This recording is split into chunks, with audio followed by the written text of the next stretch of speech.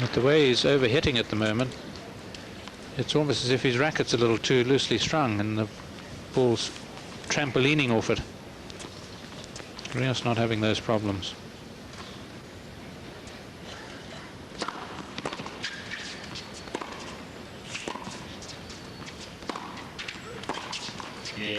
Certainly not. Well, it's funny you mentioned that. Pete Sampras was talking after his defeat by Thomas Muster, and he said, when I'm not playing here, I just find the balls fly on me. So it's a very dry atmosphere here. Remember, earlier in the week, I haven't discovered what it is today.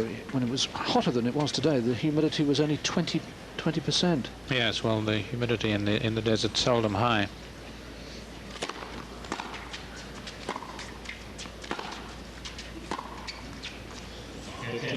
Although, funnily enough, after a month of rain, I would have thought it's probably a little higher than it usually is, but that still doesn't mean that it's humid.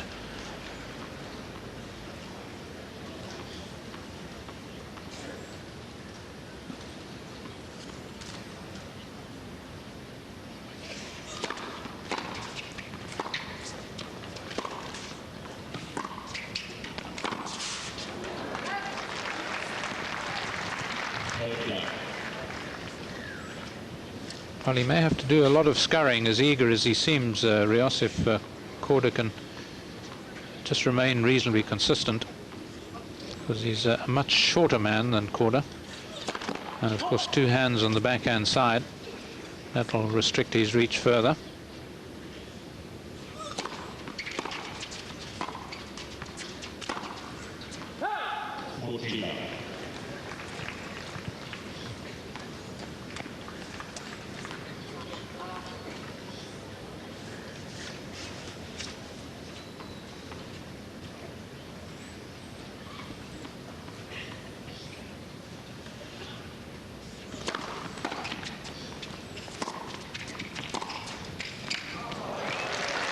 Nice, lovely pass.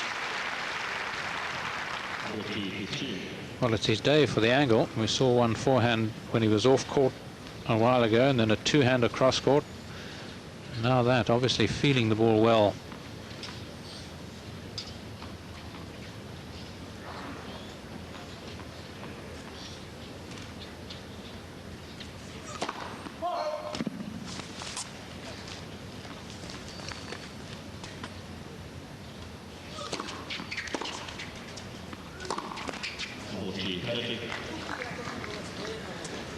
He's beginning to get a little fed up with himself, Peter Korda.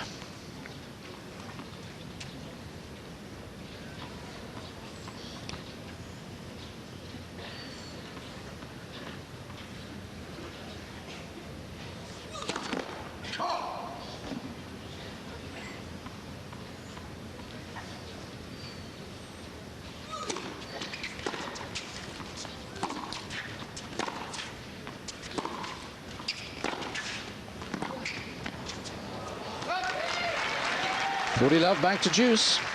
And again, just having to compromise a little bit there, Korda, not hitting it quite as flat and cupping the ball, being a bit more conservative, gives Rios the opportunity really to get into these points.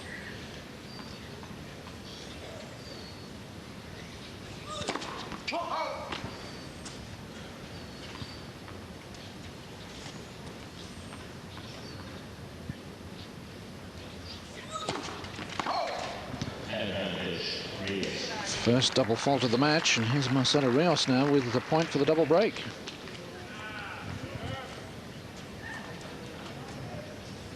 Maybe he's going to win 6-2, 6-2 this time.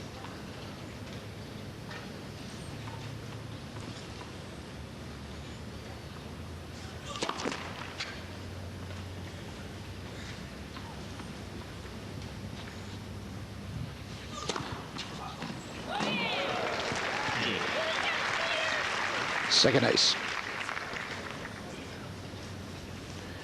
You can see the reach problem that Rios has. When that left-handed swinger gets the ball in court.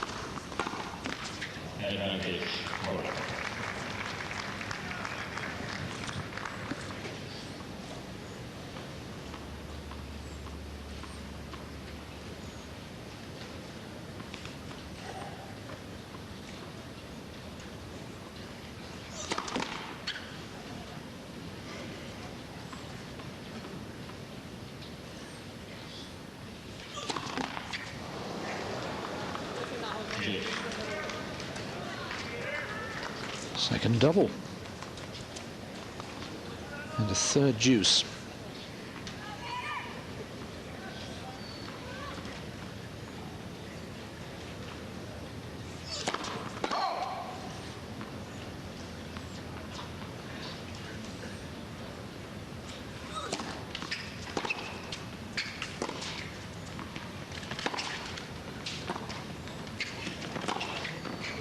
Oh, that's a brilliant shot.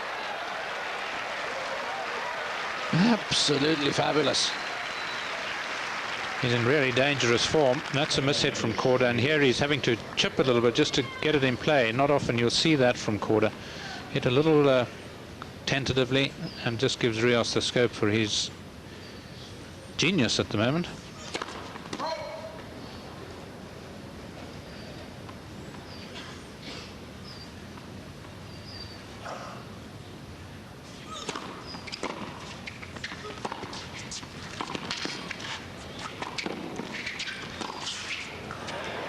Thank you very much.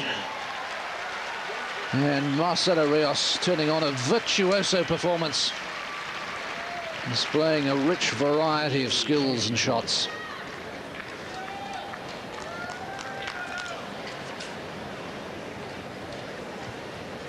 And he needs 4-1. Well, the great difference is that he's been given time. And the Australian Korda didn't. Although it was a slightly hesitant start by Korda, but Rios was just a bundle of nerves. Today the nerves exorcised, and Korda not able to drum up the inspiration. There's no doubt about it. He's playing without really a goal in mind, without anything very definite in sight, like the Australian title. #1 is not uppermost in his mind, or perhaps whilst he thinks about it, he knows this crowd is expecting him, Korda, to play as a major champion, and that's undermining him a little bit. And of course Rios somewhat in the shadow, because all eyes, all cameras will be on Korda, and that'll suit Rios. Except all eyes in Chile. And no doubt this match is being shown live. Huge national figure. Gosh, 11 unforced errors from Peter Korda, and we've only had 5 games.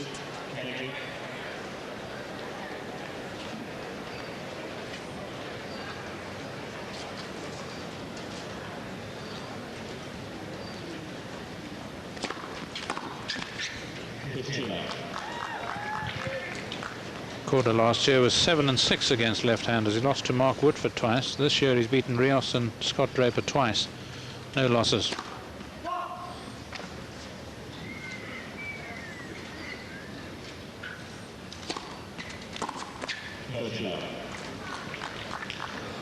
Well, Peter Korda must be saying to himself, well, all right, I'm playing like a drain, but then so did Brzezinski at the start of his match, and he won.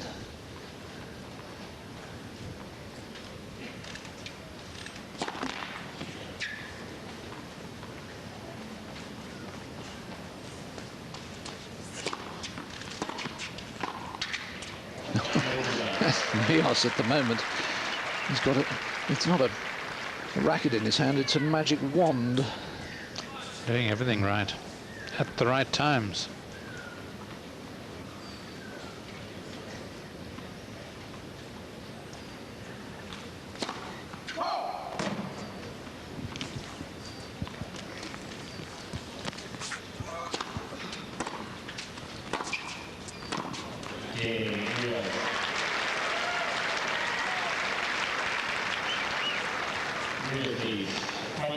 Once he lost on serve through 1 point. Yes, the massive total. 1 point, 1 game. 1 player out there at the moment. Such a pity.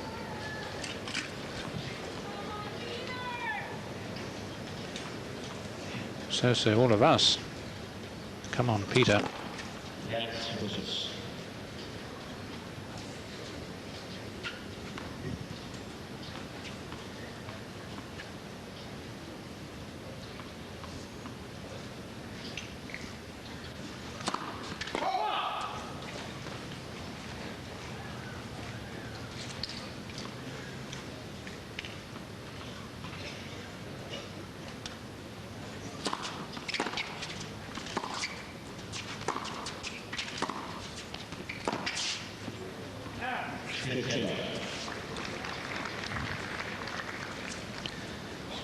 One thing is for certain, though, the year of the left-hander is continuing. Already Rosetsky, of course, through. We're bound to have 2 left-handers in the semis, possibly 3 if Muster beats Medvedev later.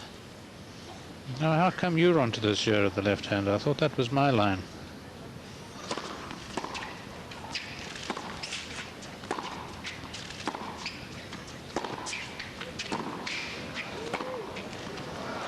Great play again, but what a friend's fault but to pinch your best lines. I mean, Rios has won titles, Korda, Rosetsky, Ivanisevic, Semerink. Anybody I've forgotten? No, that's about it.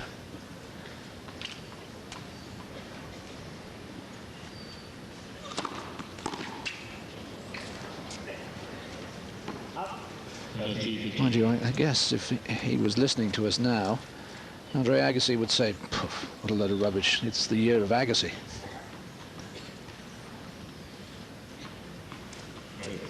Could well be.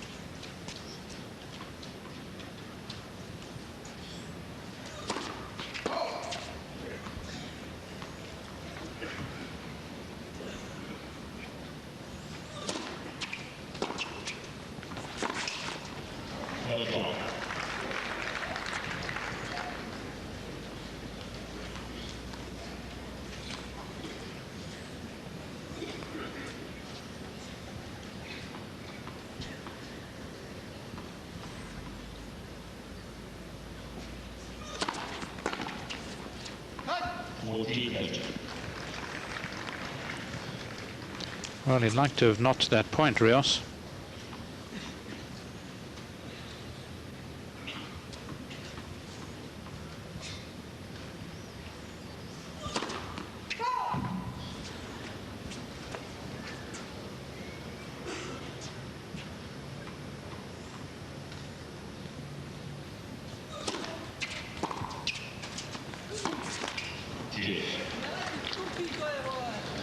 Korda would just like to notch any point, particularly game ones.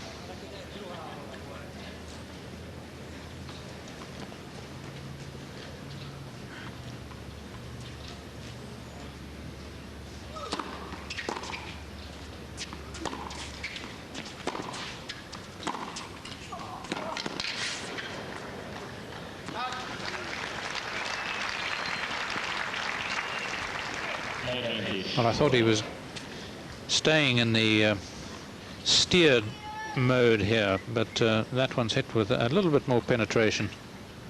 As whilst he steers, Rios can get him back. Well, that should at least give Peter Korda some comfort. Almost certainly too late to salvage the first set, but he must now look forward to the second. 5-2.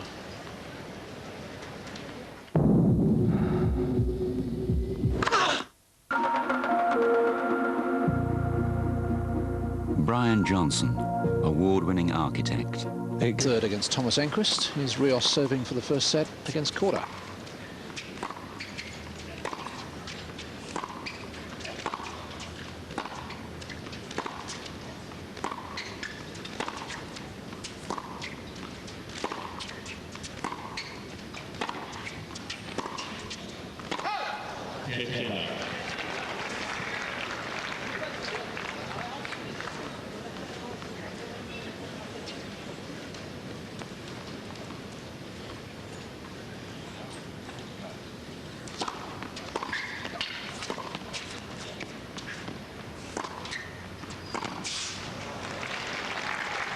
Well, perhaps that's the secret for Peter. Slip, fall, get up and win the point.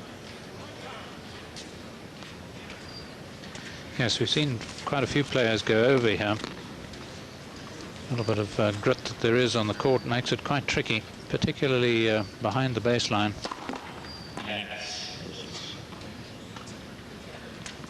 And it's the unexpectedness of it, because you expect to have a pretty firm footing on these courts.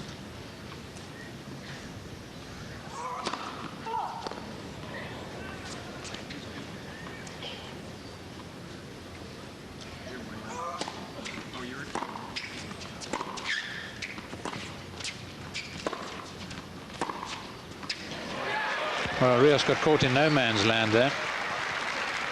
Might have been better off coming in, but having played this shot, just a little hesitation, and Korda wrong-footed him.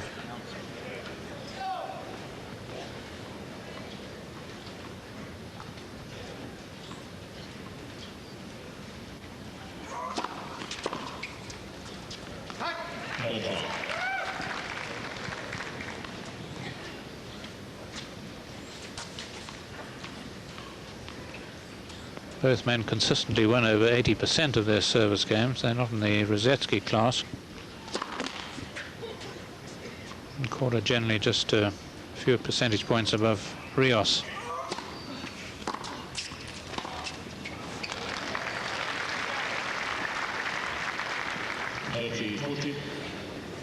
For the first time in the match, Rios facing break point.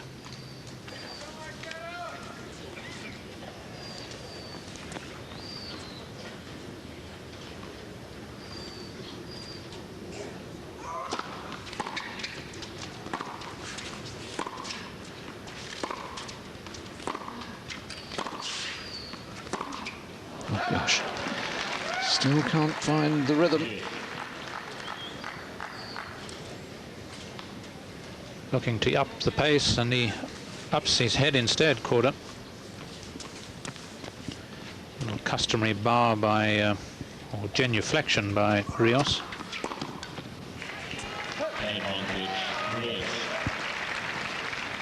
Set point.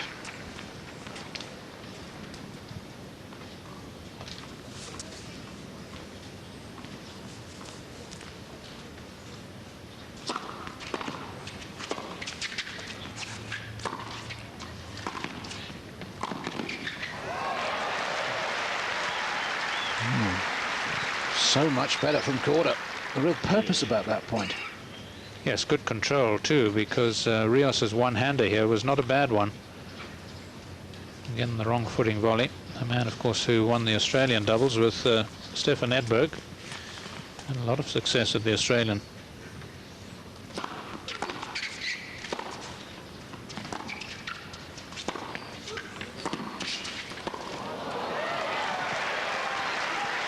Well, it's a continual wrong footing now.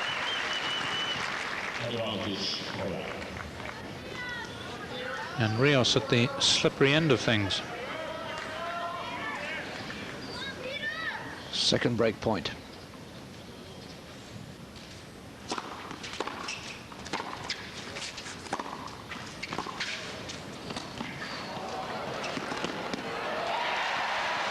What's really impressed me today about Rios is the quality of shots he's played when stretched wide. There was another beauty there.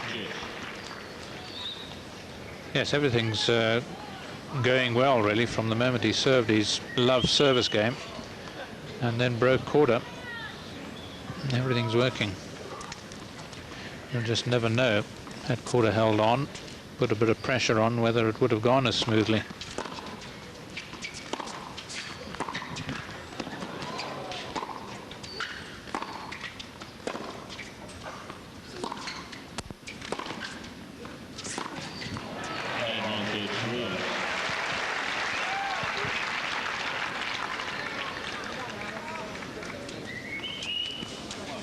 Once again, Rios finding the line here. He really has found some angles. Second set point.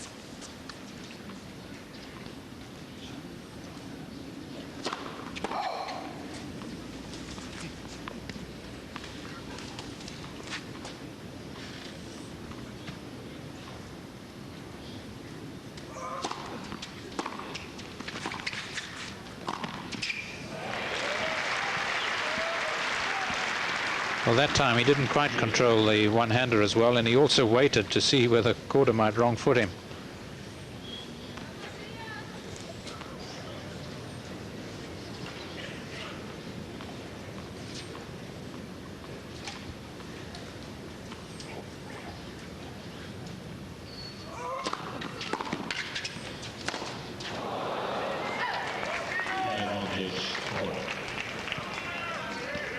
Rios has had 2 set points. Now this is a third break point for Korda.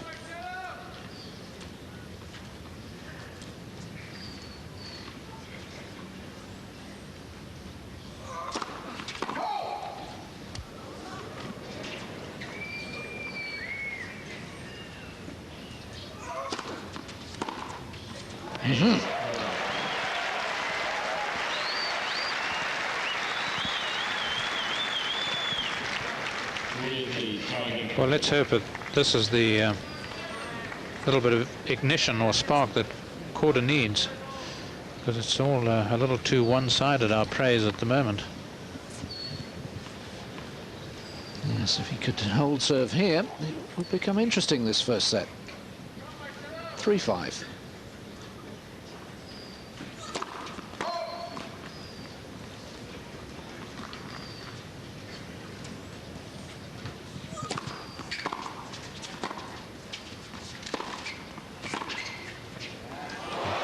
Korda's turn to play a cracker on the stretch.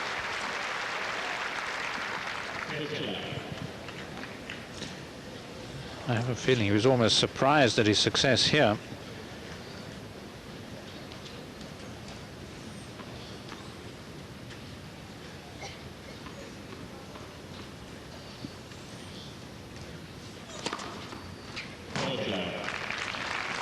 Ace number 3.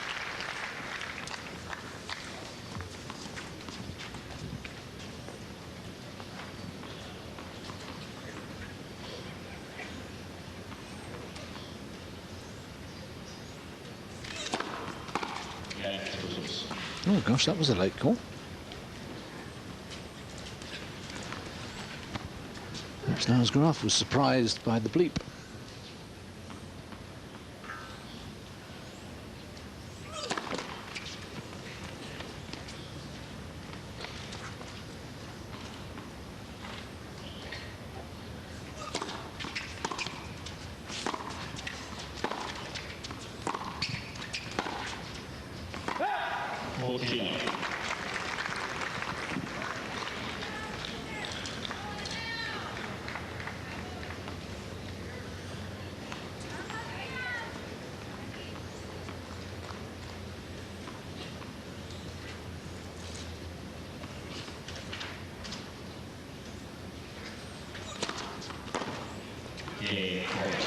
Korda records his first love service game of the match.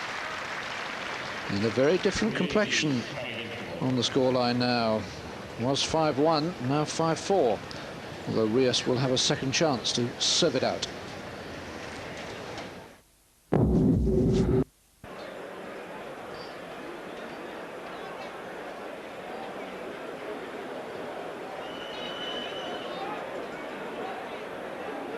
Back in the side, having been left out in Guyana when Robert Croft was included as the second spinner. The perennial problem facing England selectors of how to get 5 bowlers into the side if they want to play a specialist wicket-keeper.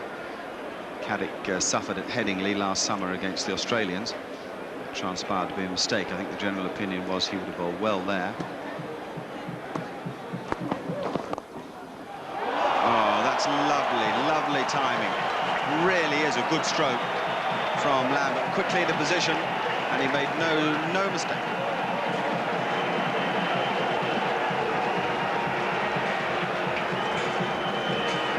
Well, I'm afraid it's just another half volley. Now, you've got to settle into a pattern of bowling on good wickets in Test match cricket.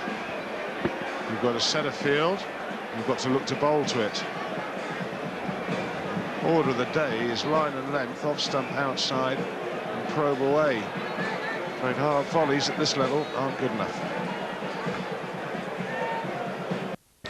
And Greg Rosetsky awaits either Thomas Muster or Andrei Medvedev.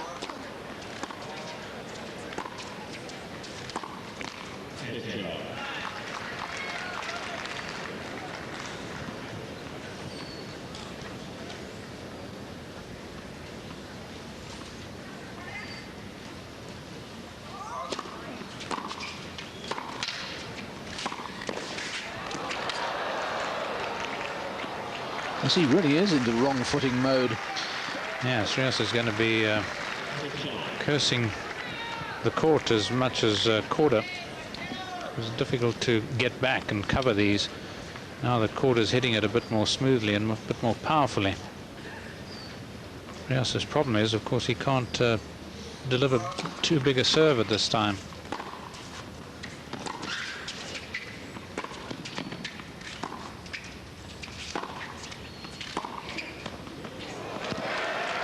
right in the corner. Giving Korda a look as if to say, well, you seem to have woken up now. Why didn't you wait until the second set? No big serves in the last game, none in this. And although he's got a good serve and averages over 5 aces a match, Rios, just watch this shortened swing of his. That just limits him a little bit, limits his power. Brings the racket right through to his waist level there.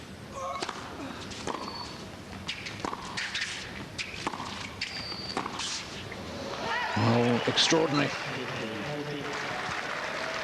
And 5-1, Korda now with 2 points for 5 all.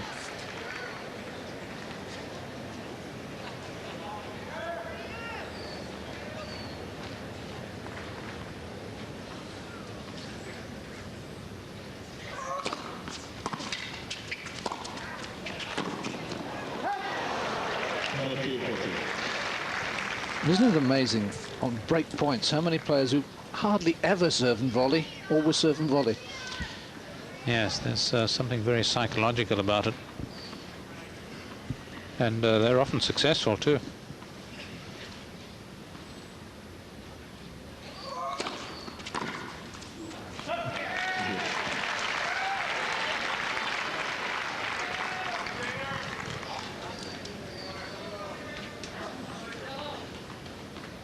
Crucially getting in both first serves. Aha! And just a second ace.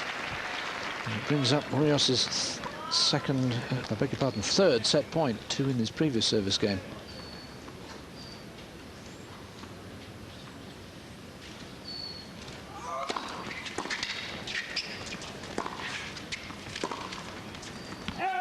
It's wide, and Rios doing so well eventually to close it out. He's telling umpire Lars Graf he's got a string fraying and he wants to change his racket.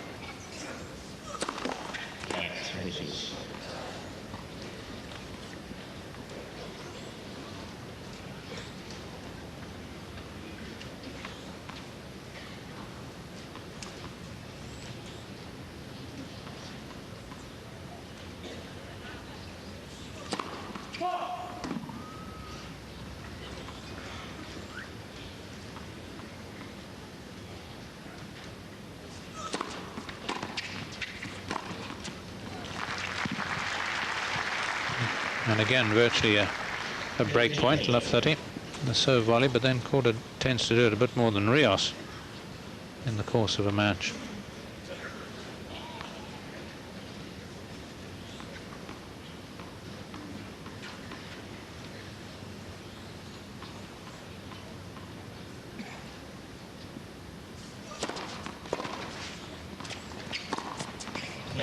Well, you could just see the wrong footer come, couldn't you, from that angle that we had.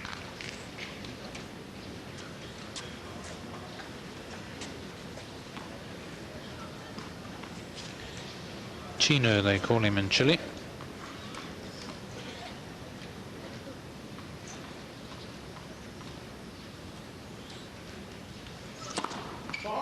Now, if he could win this, it might take their minds off General Pinochet just for the moment.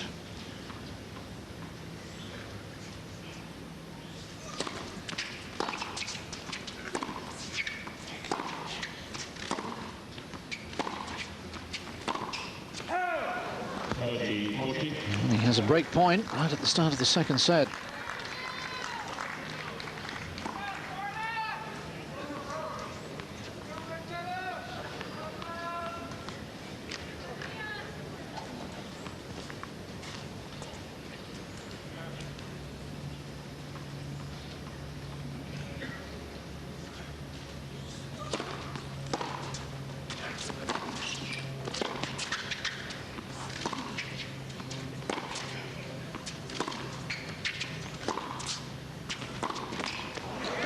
And there it is.